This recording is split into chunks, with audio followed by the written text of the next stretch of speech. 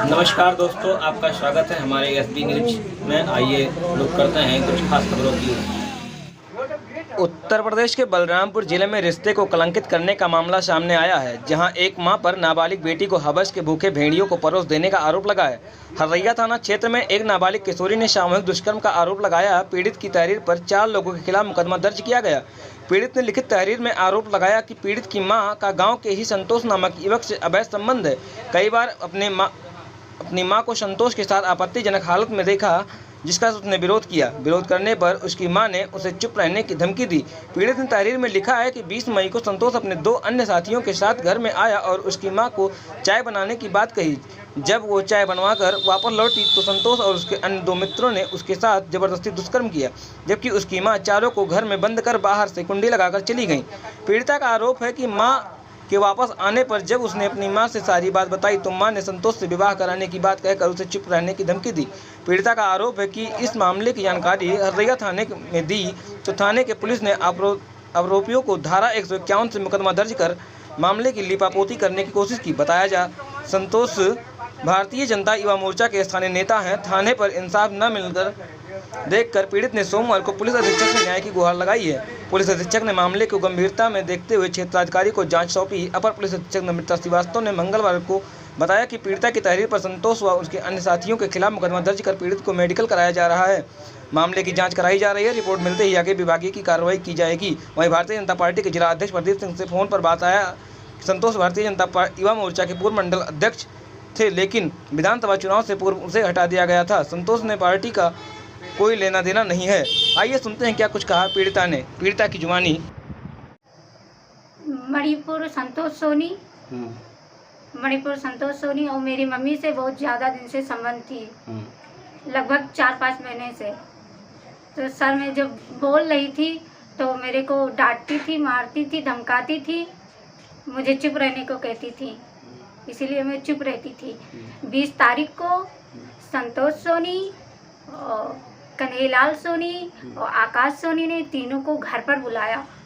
फिर वो घर पर आए, मेरी मम्मी मेरे को कही जाओ आप चाय बना लाइए। मैं चाय बनाने चली आई। संतोष सोनी और कन्हैयालाल और आकाश सोनी को मेरी मम्मी ने बाहर से दरवाज़ा लॉक कर दिया। फिर 4 पहिए पे मेरा पूरा सारा कपड़ा उतार कर मेरे साथ ज़बरदस्ती किए। जब मैं रोने चिल्लाने लगी तो मेरी मम्मी ने मुझे चुप रहने को कहा। मेरी मम्मी ने मुझे चुप रहने को कहा कि आपका शादी आकाश से करा देंगे। फिर मैंने 2-4 दिन तक चुप रही। फिर मैंने 28 तारीख को अपने आंटी से बताया। आंटी ने मेरी अंकल से बताया। अंकल ने मुझे वहाँ थाने पर दरखास्त दिलवाया गया। तो थाने पे क्या बोला गया? फिर वो इंस्पेक्टर साहब ने मेरी कार्रवाई नहीं सुनी। क्या कहे? वो मेरी कार्रवाई नहीं सुनी। पिंटू के खिलाफ थे, वो संतोष सोनी के खिलाफ थे।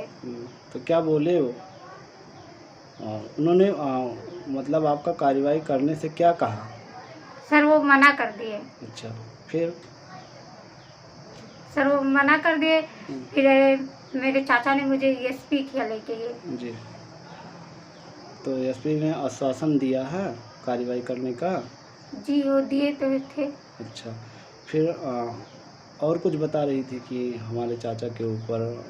मेरे चाचा और मेरे बगल वाले पड़ोसी मेरी मम्मी ने झूठा इल्ज़ाम लगाया। इनको झूठा फंसाने की कोशिश कर रही है। अच्छा, 16 साल के बच्चे ने आरोप लगाया है कि 3 लोगों ने उसके साथ मिलकर उसके मां के कहने पर जो है गैंगरेप किया। उसका क्या है पूरा मामला? हरैया संतोला थाने में ये प्रकरण हरैया थाने का है और यहाँ पे 6 तारीख को तहरीर प्राप्त हुई, जिस पे अभियोग पंजीकृत कर दिया गया है, जिसमें पीड़िता ने अपनी मां और 3 अन्य लोगों के ऊपर आरोप लगाया है।